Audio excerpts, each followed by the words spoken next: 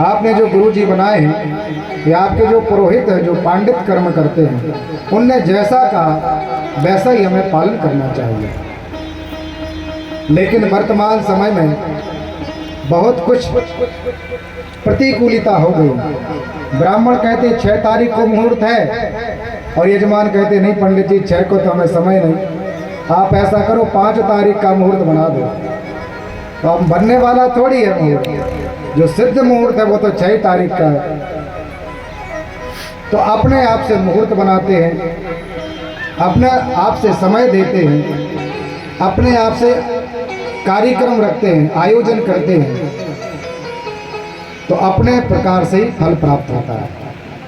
यदि आचार्य जी गुरु जी महाराज जो आदेश कर दें उस पर आप पालन करें तो आपको श्रेष्ठ फल प्राप्त होगा। नारद जी के वचनों को सुनकर मैया ने घोर तप किया, ऋषि भगवान के पास पहुंचे और प्रणाम किया कि भगवान मैया का व्रत तो आपके ही लिए है, मैया का शरीर तो आपके लिए ही है, मैया का यह जीवन आपके लिए है। उन्होंने आपको सर्वस्व प्राण धन स्वीकार कर लिया है। सूत जी महाराज कहते हैं कि हे ऋषिवर, उसी समय एक तारकासुर नाम का असुर हुआ जिसने समस्त ब्रह्मांडों पर विजय प्राप्त कर ली। तारक असुर भयो तेहि काला, भुज प्रताप बल तेज विशाला, तेहि सब लोक लोकपति जीते, भये देव सुख संपत्ति रीते। इंद्रादि देवताओं की आसन खाली हो गई तारकासुर के कारण। उसने इतना उत्पात किया, समस्त देवता भयभीत हो गए। विचार करने लगे कि तारकासुर को एक अमोघ आशीर्वाद प्राप्त है कि जब तक भगवान शिव के तेज से पुत्र प्राप्त नहीं होगा तब तक तारकासुर का वध नहीं हो सकता। भगवान शिव का ही पुत्र तारकासुर को मार सकता है। लेकिन देवता विचार करने लगे कि भगवान जब से मैया सती ने ग्रह त्याग किया है, शरीर त्याग किया है, तब से भगवान से परम बैरागी हो गए हैं। श्रीमद् देवी भागवत पुराण में सती चरित्र का अत्यंत पुनीत महत्व विस्तृत रूप से वर्णन है। उसमें लिखा है जब मैया सती ने देह त्याग किया तो उसी शरीर को लेकर भगवान शिव समस्त ब्रह्मांडों की परिक्रमा करने लगे। नारायण इंद्रादि देवता भगवान शिव को रोक नहीं पाए और भगवान ने इतना अपना नटराज रूप धारण किया, नृत्य किया क्रोध में कि मैया के एक एक अंग गिरने लगे। शरीर जो है क्षति को प्राप्त होने लगा। इतना वेग से भगवान शिव ने नृत्य किया तो जहां जहां परम्बा जगदम्बा सती के वह अंग गिरे वही शक्ति पीठ के नाम से प्रसिद्ध हो गए। मैया का एक अंग भी भगवान शिव के ऊपर नहीं बचा और परमात्मा शिव विचार कर रहे थे अपनी लीला के कारण कि भगवती सती हमारे कंधे पर है। देवताओं ने प्रणाम किया, भगवान नारायण ने प्रणाम किया,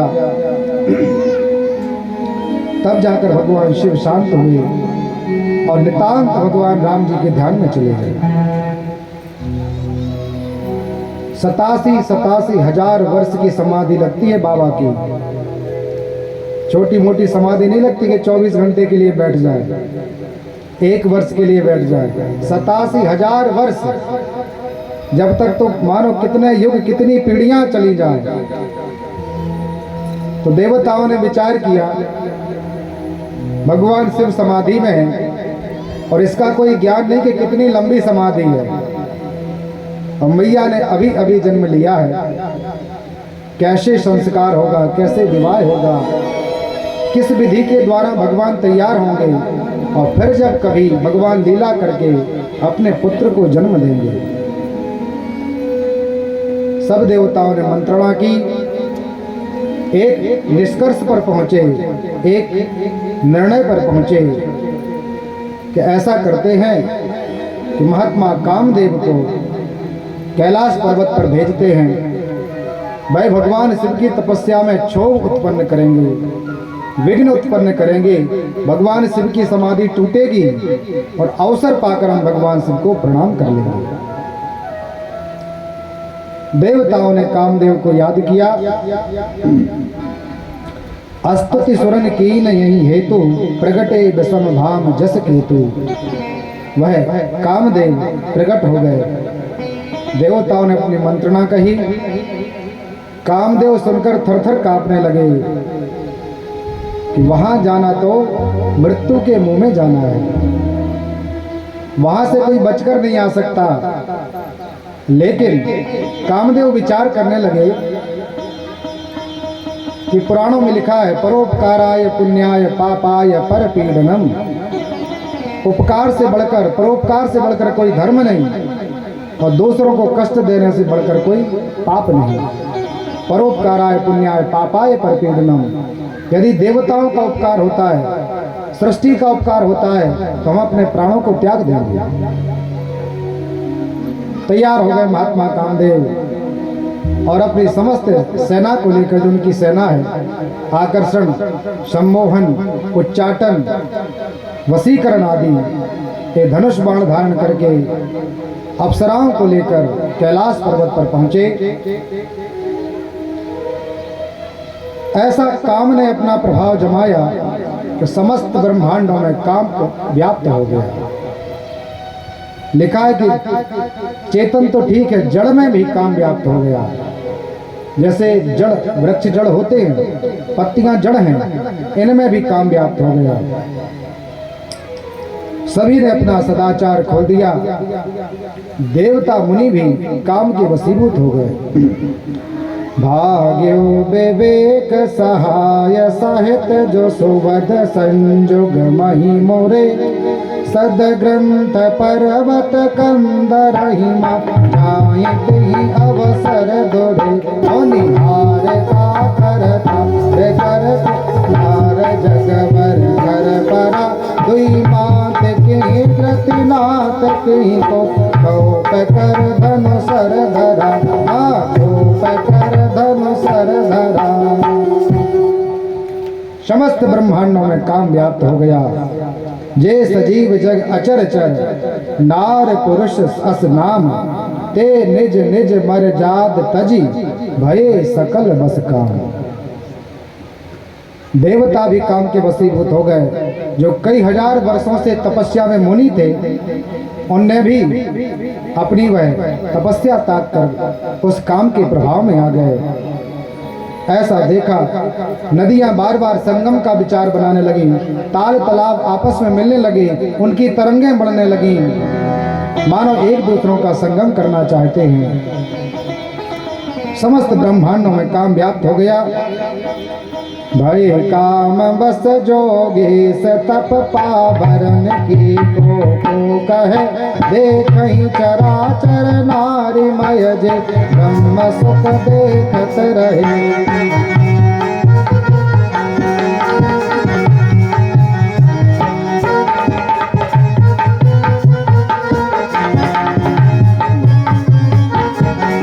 अगला बिलो कहीं पुरुषमय, अपुरुष अगला नामय। दुई दंड भरि ब्रह्मांड को, काम कृत कौतुक अयं। काम कृत कौतुक अयं। समस्त ब्रह्मांडों में काम व्याप्त हो गया। तो लिखा है, धरी न काहू धीर, सबके मन मन सिज हरे। ते राखे रघुवीर, ते ओवरे तेहि काल मह। जैसे कोरोना काल आया था, तो उस समय यही सोरठा हमको याद आ गया कि जे राखे रघुवीर, जिन पर भगवान की दिव्य कृपा हुई वही बचे, बाकी सब चले गए। वैसे ही इस ब्रह्मांड में वही बचे काम के प्रभाव से, जिन पर भगवान रघुवीर की कृपा थी। रघुनाथ जी की कृपा के भक्त काम के उस प्रभाव में नहीं। काम ने समस्त प्रकार की अपनी सेना को आदेश कर दिया। अप्सराएं नृत्य करने लगी, बसंत ऋतु आ गया। लेकिन महादेव जी तो ध्यानस्थ हैं, क्योंकि महादेव जी कोई सामान्य तपस्या नहीं करते। भगवान की कोई ऐसी साधारण तप नहीं है, वे तो परम ब्रह्म है और परम ब्रह्म को ही याद कर रहे हैं।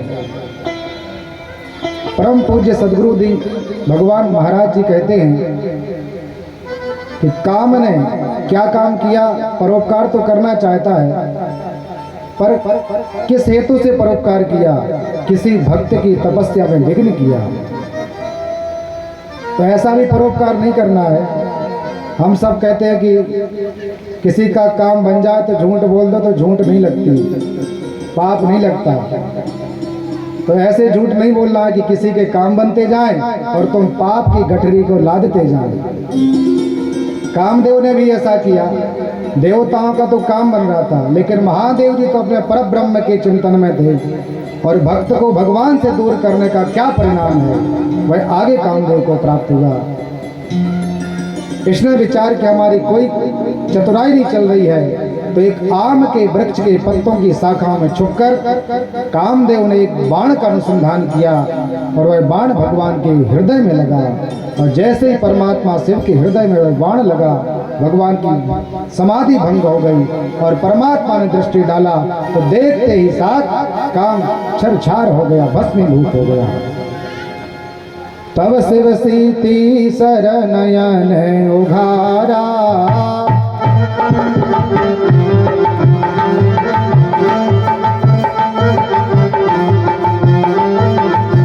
तब शिव सीती सर नयन उघारा, सर नयन उघारा, चितवत काम भयो जरी छारा,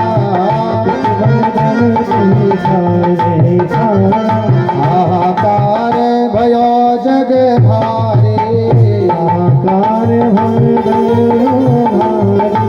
डर पे सुर भय असुर सुखारे, डर पे सुर भय असुर सुखारे।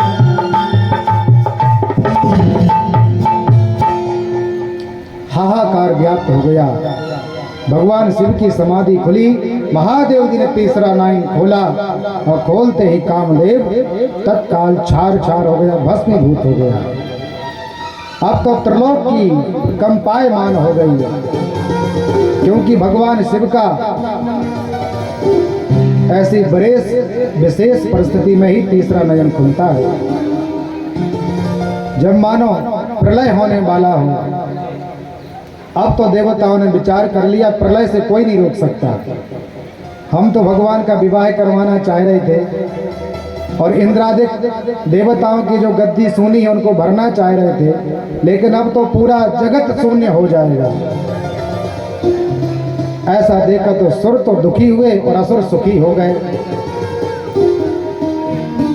जैसे भगवान राम जी का जब जनकपुरी में वह धनुष भंग हुआ तो परमात्मा राम जी ने धनुष भंग किया और परशुराम जी का आगमन हुआ। तो महात्मा परशुराम के प्रताप को तो जगत जानता था। तो जो कुटिल हृदय के राजा थे, जो विचार कर रहे थे कि जानकी का हमारे साथ विवाह हो जाए, परशुराम जी आए तो अब बड़े प्रसन्न हो गए कि अभी तो इन्हें धनुष तोड़ा है, अब परशुराम जी के हवाले पड़ेंगे तब समझ में आएगा। वैसे यहाँ भी सुर तो दुखी हुए और असुर प्रसन्न हो गए। जब मैया रति ने ऐसा देखा कि हमारे पति शरीर त्याग दिए हैं, जोगी अकंटक भय पतिगति सुरति रति मूर्छित भई, रोदति बदति बहुभांति करुणा करत शंकर पह गई, अति प्रेम कर बिनती विविध विधि जोरी कर सन्मुख रही, प्रभु आशुतोष कृपाल शिव अबुला बिलक बोले सही, भवते रति तव नाथ कर हुई है नाम अनंग, बिनु बपु व्यापहि सबहि पुनि सुनि निज मिलन प्रसंग। हे रति, वह रति मैया भगवान शिव के चरणों में डली। भगवान हमारे अपराधों को क्षमा कीजिए, हे परमात्मा करुणा कीजिए। जब भगवान आशुतोष ने अबला को प्रणाम करते हुए देखा तो भगवान प्रसन्न हो गए और कहने लगे कि देवी, आज से तुम्हारे जो काम पति हैं वे बिना शरीर के रहेंगे। पहले कामदेव शरीर रूप में थे, लेकिन भगवान ने उनको नष्ट किया तो उस दिन से कामदेव अनंग हो गए। उनका कोई शरीर नहीं है, पर बिना शरीर के भी प्रत्येक जीवात्मा को अपना प्रभाव प्रदर्शित करते हैं। और मिलन का प्रसंग कहा कि जब यदुवंश कृष्ण अवतारा, हुई है हरण महामयी धारा। जब द्वापर में भगवान कृष्ण यदुवंश में अवतार लेंगे इस पृथ्वी का भार हरण करने के लिए, तो कृष्ण तनय हुई है पति तोरा, और वचन अन्यथा हो न मोरा।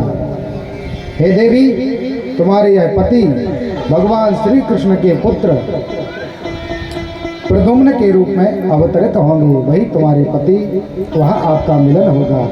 सुनकर मैया रति प्रसन्न हो गई, भगवान शिव के पाद पद्मों में प्रणाम किया। और जब भगवान शिव रति को वरदान दे चुके तो कुछ प्रसन्न हो गए, क्योंकि धर्मात्माओं के आगे, संतों के आगे, ब्राह्मणों के आगे क्रोध में यदि वो हों तो गाय आ जाए, ब्राह्मण आ जाए, कोई स्त्री आ जाए तो परम शांत हो जाते हैं। क्रोध नहीं करते इन पर, ना गाय पर क्रोध करते हैं, ना पृथ्वी पर क्रोध करते हैं, ना स्त्री पर क्रोध करते हैं, ना ब्राह्मण पर क्रोध करते हैं। तो भगवान शिव शांत हो गए, परम शांत हुए महादेव जी। अब देवता पहुंचे, स्तुति करने लगे। नमः शंभवाय च मयो भवाय च नमः शंकराय च मयस्कराय च नमः शिवाय च शिवतराय च। हे दीन बंधु, हे भक्त वत्सल, हे करुणा वत्सल, हे परम दयालु, हे दया के सागर, हे करुणा निधान भगवान, हम सब देवता आपको प्रणाम किया। तो महादेव जी तो पहले से ही समझते थे कि देवताओं का कुछ कार्य होगा, कुछ मनोरथ होंगे, इसलिए लंबी लंबी दंडवती कर रहे हैं। इस बात से हमको समझना चाहिए, जब कोई बड़ी और मुख प्रसन्न करने वाली बातें कहने लगे, लंबी चौड़ी हमारी प्रशंसा करने लगे, दंडवती देने लगे, तो समझना चाहिए कुछ ना कुछ प्रयोजन है। महादेव जी समझे कुछ ना कुछ प्रयोजन तो है ही है, लेकिन ठीक है, रक्षा करेंगे। नारायण भगवान ने, विधाता ने कहा, भगवान पार्वती जी का जन्म हो गया है और उस भगवती ने आपको प्राप्त करने के लिए घोर तप किया है, इसलिए प्रभु कृपा करके आप भगवती का वर्ण कीजिए। भगवान ने कहा ठीक है। सकल सुरन के हृदय अस शंकर परम उछाह, निज नयनन देखऊं चाहूं नाथ तुम्हार विवाह। हे भगवान, सभी देवताओं के मन में ऐसी कामना है तो वे अपने नेत्रों से आपका विवाह देखना चाहते हैं। सीधे सीधे नहीं कहा कि आप विवाह कर लीजिए, क्या कहा कि हमारे देवताओं के मन में ऐसी कामना है कि हम अपने नेत्रों से आपका विवाह देखना चाहते हैं। भगवान ने कहा ठीक है, समय आने पर हम भगवती का वर्ण करेंगे। और पुनः भगवान नितांत ध्यान में चले गए। अभी अभी तो ध्यान भंग किया था और भगवान आशीर्वाद देकर फिर से समाधिस्थ हो गए। तो अब प्रभु श्री राम जी स्वयं आए और भगवान श्री शिव जी के हृदयगत हुए। हृदय में भगवान आए तो परमात्मा की समाधि खुली और स्वयं भगवान नीलांबुजश्यामल कोंगलांगम सीता समारोपितु वाम भागम पाणौ महासायक चारुचापम नमामि रामं रघुवंशनाथम। रघुनाथ जी सामने आ गए और कहने लगे, यदि आप हमें स्वामी, सखा, मित्र, दास जो भी समझते हो हमारी एक प्रार्थना है कि जाय विवाहों शैल जहीं, आप शैलजा से विवाह कीजिए, यही हमें आपसे वरदान चाहिए है। तो भगवान शिव विचार करने लगे कि माता पिता गुरु और इष्ट जो आदेश करें उसका हमें पालन करना चाहिए। तो भगवान शिव ने कहा ठीक है प्रभु, जो आपकी आज्ञा, आपका आदेश हमारे सिर पर है, हम अवश्य ही भगवती का वर्ण करेंगे। ऐसा सुनकर सब प्रसन्न हो गए। अब तो विधाता ने विचार किया कि विवाह की तैयारी की जाए। यहाँ हिमवान को 7 ऋषियों ने आकर कहा कि महादेव जी आपकी कन्या को वरण करने के लिए तैयार हैं। हिमवान बड़े प्रसन्न हो गए कि वह भगवान परब्रह्म परमात्मा शिव, जिनका ध्यान करते करते सरस्वती थक जाती हैं, असित गिरि समम स्याद कज्जलम सिंधु पात्रे शुर तरुवर शाखा लेखनी पत्र मुर्वी लिखित यदि गृहीत्वा शारदा सर्व कालम तदपि तब गुणा नामी से पारम न आती। यदि 7 समुद्रों की स्याही बना दी जाए, बड़े बड़े पर्वतों को दावात बना दी जाए, लेखनी पूरे ब्रह्मांडों का कागज बना दिया जाए और गणेश जी और शारदा जी के लिए लिखने और बोलने के लिए बिठा दिया जाए, तो भी भगवान के शिव के गुणों का वर्णन नहीं कर सकते। वही परब्रह्म परमात्मा शिव हिमवान विचार करने लगे कि हमारे घर के अतिथि बनेंगे। तो 7 ऋषियों के लिए पत्रिका भेजी। लग्न निश्चित हो गई कि आज से ठीक 7 दिन में भगवान का पाणी ग्रहण होगा। 7 ऋषियों के द्वारा वह जन्म पत्रिका, लग्न पत्रिका और कैलाश पर्वत पर विधाता जी ने भिजवाई। स्पष्ट शिव पुराण में लिखा है कि भगवान शिव ने नवग्रह पूजन किया, कलश पूजन किया, सभी देवताओं को आमंत्रित किया, उनकी जीवनार हुई, उनको भोजन कराया और 7 ऋषियों ने वह लग्न पत्रिका का वाचन किया। परमात्मा सुंदर तैयार हैं। ऋषियों ने कहा भगवान 7 दिवस पर्यंत आपका विवाह है, इसलिए ऐसा करिए कि आप कुछ अपना वेश बदल लीजिए, परिवर्तित कर लीजिए, क्योंकि भगवान विवाह की मर्यादा कुछ अलग है। तो परमात्मा शिव पुराण में लिखा स्पष्ट कहने लगे देवताओं से कि ना तो हमने विवाह देखा है और ना विवाह किया है, इसलिए हमारे लिए विवाह की कोई रीति, कोई लोकाचार याद नहीं है। इसलिए आप जैसा कहेंगे सब लोग, हम उसी में तैयार हैं। देखो परब्रह्म परमात्मा भगवान शिव के वचन सुनो।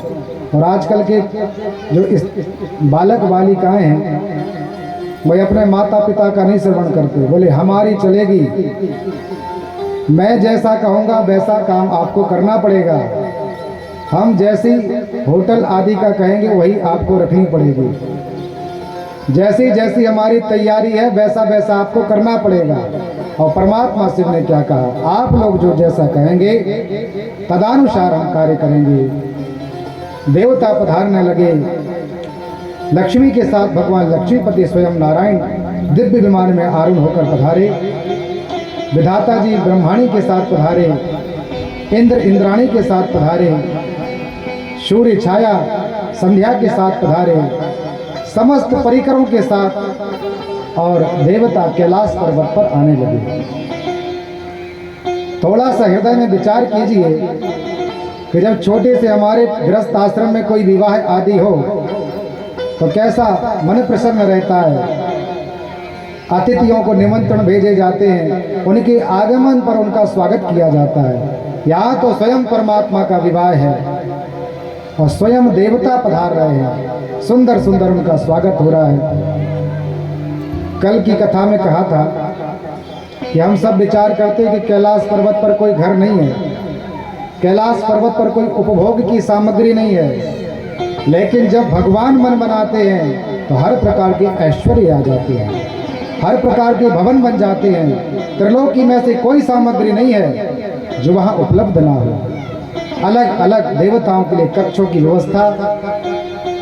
भगवान विष्णु स्वयं लक्ष्मीपति नारायण भगवान और सबका सामान्य जश्य कर रहे हैं। जैसे घर में कोई एक व्यक्ति रहता है तो अमुक व्यक्ति आए तो उनका स्वागत किया और सबसे मिलाया, ये अमुक व्यक्ति हैं। घर की पूरी रूपरेखा बनाना, प्रबंध करना, किसको कहाँ ठहराना है, कौन कब आएगा, उसको लेने के लिए किसको भेजना है, ये सारा कार्य स्वयं श्री हरि परम प्रसन्न होकर कर रहे हैं। याद तो हमारे इष्ट देव भगवान शिव का विवाह है। देवता आने लगे, अब तो कुछ ही दिन बचे हैं भगवान शिव की बारात यहाँ से निकलने के लिए। वहाँ हिमवान ने भी बड़ी सुंदर तैयारी की। देव शिल्पी विश्वकर्मा को बुलाकर ऐसी तैयारी की है मानो आदेश किया है कि यह पहला विवाह हो प्रकृति में, वैभव का, सुख साधन का, सामग्री का। तो महात्मा विश्वकर्मा ने सुंदर रचना मंडप की तैयारी की। इतना विस्तृत मंडप बनाया है कि लिखा है कि कोई साधारण व्यक्ति उसमें घूमते घूमते मानो कोटि वर्ष, करोड़ों वर्ष लग जाए, लेकिन उसके दरवाजों की गणना नहीं कर सकता। ऐसे ऐसे चित्र बने जैसे साक्षात विधाता बैठे हों। ब्रह्मा जी की मूर्ति लगी है। ऐसे ऐसे वृक्ष लगे जैसे साक्षात आम के वृक्ष हों, उनमें फल लगा हो। देवांगनाओं के नृत्य करने की छवि बनी है। विष्णु भगवान की छवि बनी है। कभी ऐसी रचना है जहां मानो प्रतीत होता है कि जल ही जल भरा हो, और जल बिल्कुल नहीं है। कहीं लगता है जैसे आग प्रज्वलित हो रही हो, कहीं लगता है जैसे थल ही थल हो और वहां जल भरा है। ऐसी विविध रचना को देव शिल्पी विश्वकर्मा जी ने मैया के घर में की है। हिमवान ने भी अपने मैनाक आदि पर्वत, सुमेरु पर्वत, मंदराचल पर्वत, विंध्यांचल पर्वत, सभी पर्वतों को आमंत्रण किया है। सभी तालाब, नदियां, पर्वत, कंदराएं रूप धारण करके आ रही हैं। ये जड़ नहीं है। जैसे आप गिरिराज की परिक्रमा करने जाते हैं तो गिरिराज जी जड़ नहीं है, स्वयं देवता है। और वहां रूप धारण कर करके सब देवता पहुंचने लगे।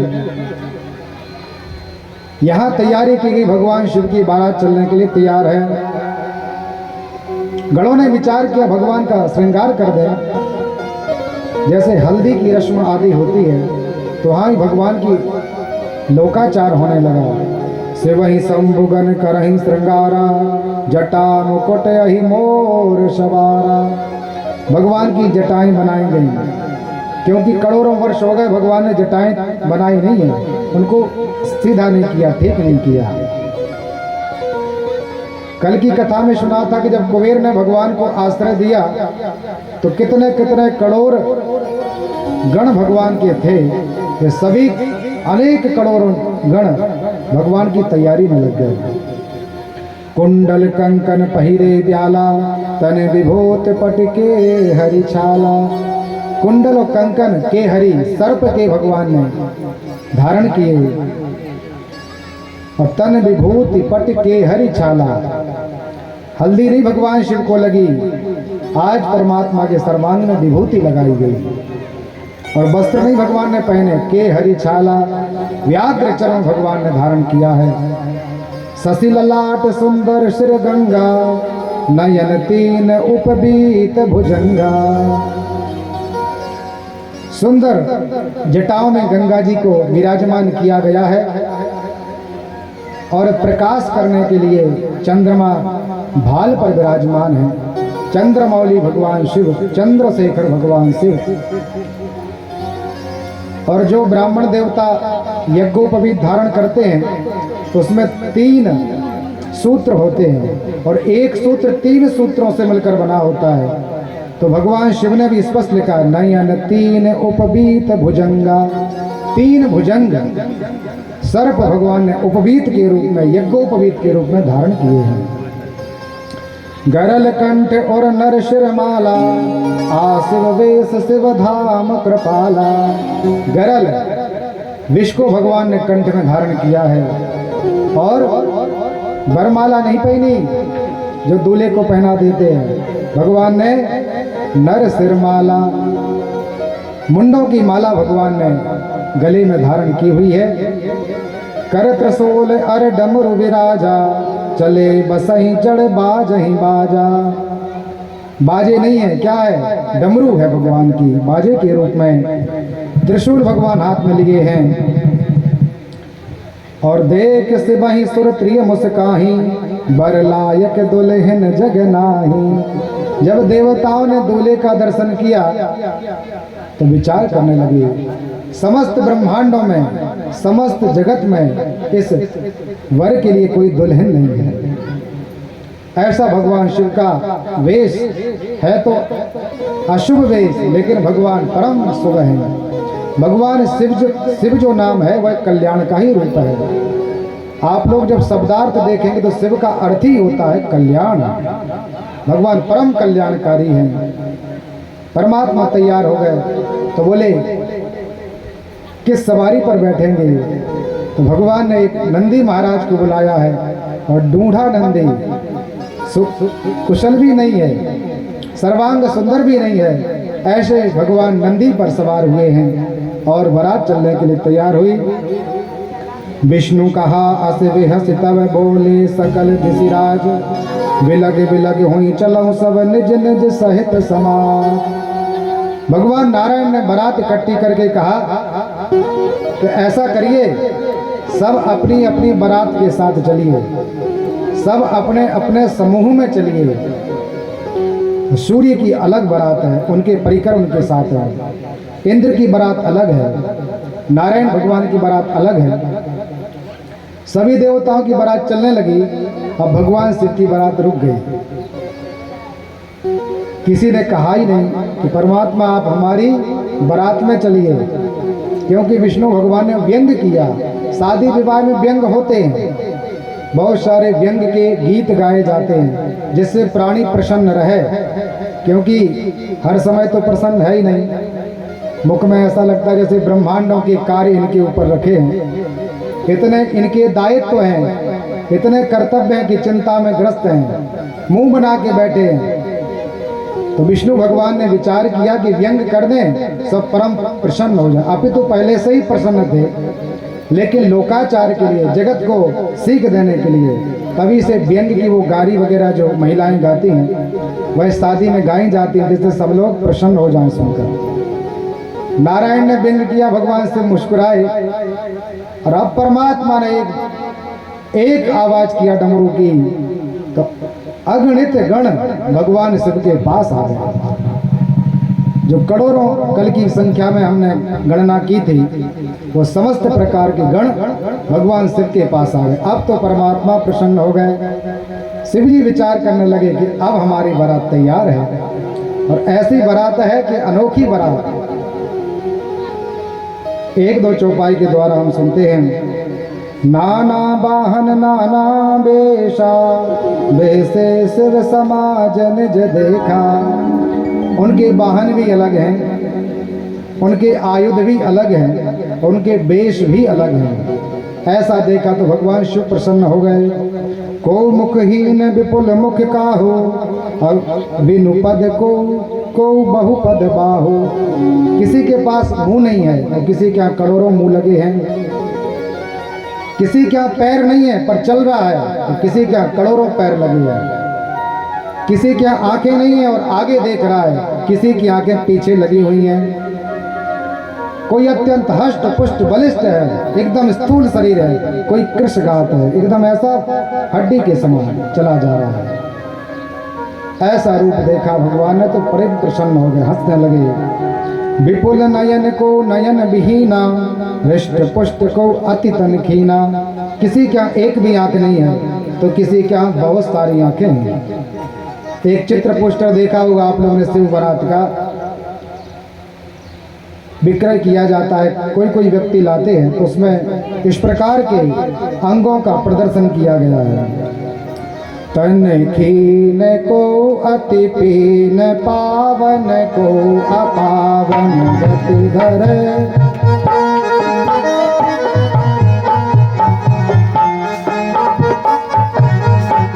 भूषण कराल कपाल कर, सब सर्व सौदित धन धरे।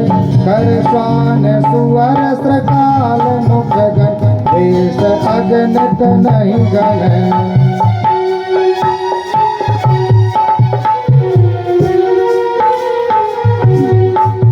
बहु जिनस प्रेत पिशाच, योगी जमात भरने नहीं बने। बहु जिनस प्रेत पिशाच, योगी जमात भरने नहीं बने। हाँ, जमात भरने नहीं बने।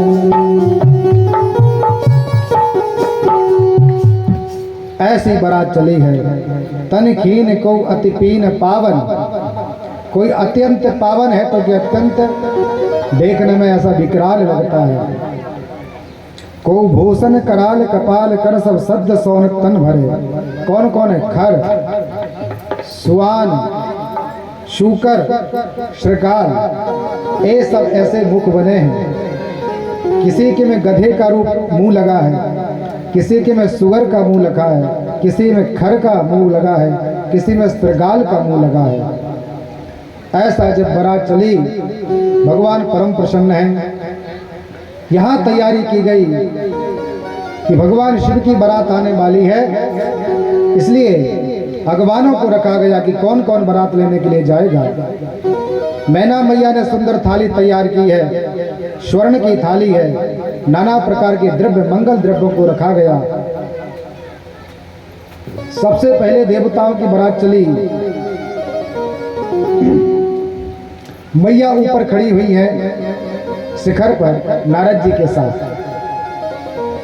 और नारद जी से पूछती है कि भगवान, हे नारद, बताइए किस देवता की बारात है। जब भगवान नारायण की बारात निकली तो मैया ने तो विचार किया, अवश्य यही हमारे वर होंगे, यही हमारी कन्या का वर होगा। नारद जी से पूछा, नारद जी ने कहा, ना भैया, ये तो भगवान नारायण की बारात है, और वह आगे चली गई।